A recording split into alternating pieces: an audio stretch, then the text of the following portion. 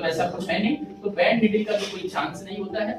सुइयों से इन्फेक्शन हो जाते थे, वो भी हमें नई डिस्पोजेबल सुई यूज करनी है कि नई नीडल यूज करेगा, है ना।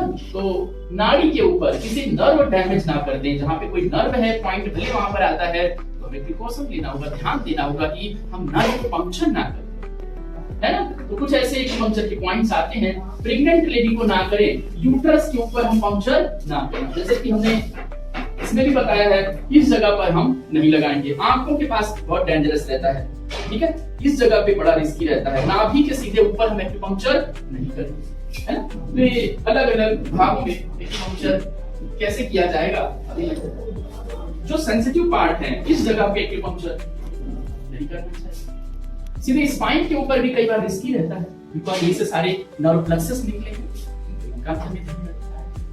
ठीक है। तो ये छोटी छोटी, कान के अंदर सुई नहीं लगानी, आंखों के आसपास बहुत सेंसिटिव पार्ट है, तो इस जगह को हमें ध्यान रखना है। अगर बहुत किसी को यूरिन आई है और आपने पंक्चर कर दिया, तो हो सकता है कि यूरिन बाहर आ जाए, तो यूरिन स्टूल का प्रेशर नहीं रहना चाहिए। और ये देखिए बड़ी कॉमन बात है, कई बार आप सुइयां तो 12 लगाते हो, निकालते समय 10 ही निकाले, 2 पेशेंट घर ले गया, उसको गिनती करके लगाना। तो काउंट करके नीडल लगाना है और काउंट करके सुइयों को निकालना है ना।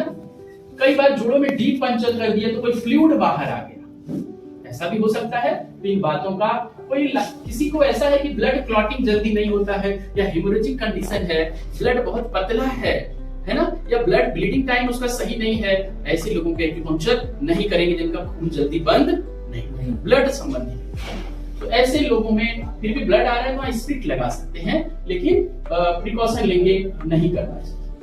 इलेक्ट्रो एक्यूपंक्चर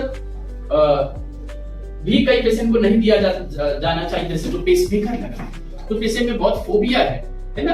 यह एक तरह की अलग डिवाइस है जिससे हम बॉडी के अंदर एक वाइब्रेशन को डालते हैं ताकि वो पॉइंट को एक्टिवेट करे, तो इनका भी ध्यान रखना है ना। तो अचानक किसी को कई बार झटका लग गया तो पेशेंट डर सकता है ना। तो यह कुछ बातें थी हैवी एक्सरसाइज के बाद, खाना खाने के बाद, है ना, जिम करने के बाद, दौड़ के आया है पेशेंट का बीपी बहुत हाई है, उस दौरान सुइयां लगाना। तो सुई लगाने से पहले आप उसका बीपी, उसका पल्स, है ना, उसके सारे जो वाइटल पैरामीटर्स होते हैं, मेडिकल पैरामीटर, ऑक्सीजन लेवल, ये सब पता होना चाहिए ताकि यह कॉम्प्लिकेशन हमें फेस नहीं करना। तो इन सारी बातों को अगर आप ध्यान रख करके एक्यूपंक्चर की प्रैक्टिस करेंगे तो होप सो आप बहुत अच्छी एक्यूपंक्चर की प्रैक्टिस कर पाएंगे। Thank you so much.